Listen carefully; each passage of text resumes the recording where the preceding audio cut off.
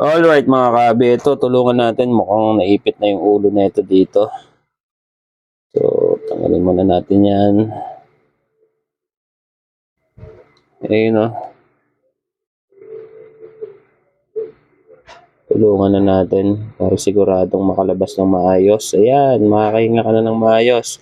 Tapos lakayan na natin yung butas. Yan. Diba? Baka gusto mo na rin lumabas eh. Hindi ka lang makaporma pa. Yan. Diba? Sabi yung iba. Tulungan na natin lahat. Lakayan na natin yung butas nila.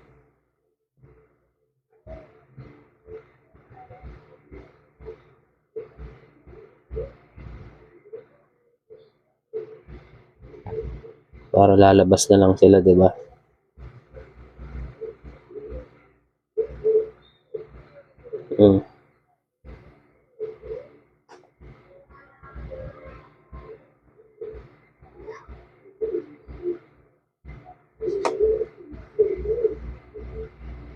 Ito, parang kakabukas lang na ito. Ito pala, hindi ko nalagyan ng mark. Hindi ko nalagyan ng markings. Nakalimutan ko lagyan ng markings nung sinetap natin dito.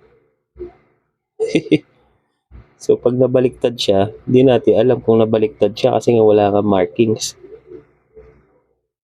Nako. Tulungan na natin lahat. Lakihan natin para sigurado.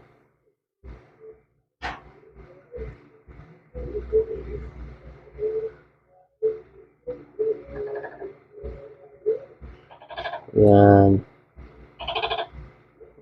Ayun, lumabas na yung ulo. Ay. Yan.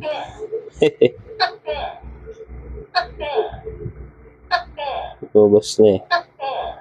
Para makahinga ka na ng maayos. Lumabas na. Tayo lang pala hinihintay. Nalabas na eh. So, ito.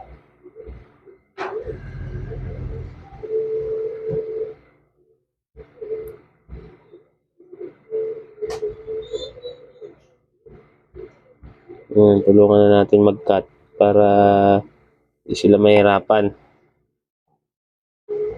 Tapos ito.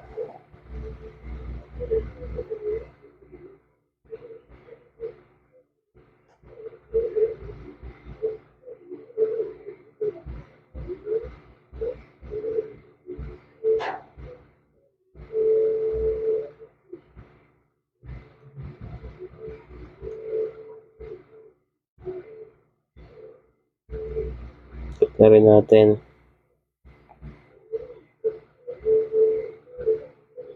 Parang kakaiba to ah. Ganun din. Ayan ah. So, balik na natin. Yung isa, lumabas na. Tayo lang pala hinihintay, no? Alright mga kahabi, tinulungan na natin yung mga nakapagbukas na ng itlog para siguradong makalabas. Katulad nito, kanina nakaipit yung ulo niya dito. Baka masakal siya kaya ginupit na natin. So ngayon, try natin mag-cut dito sa mga itlog na to. Ito, try natin i-cut tong itlog na to. Tingnan natin. Napipisa na rin naman eh. Cut na rin natin.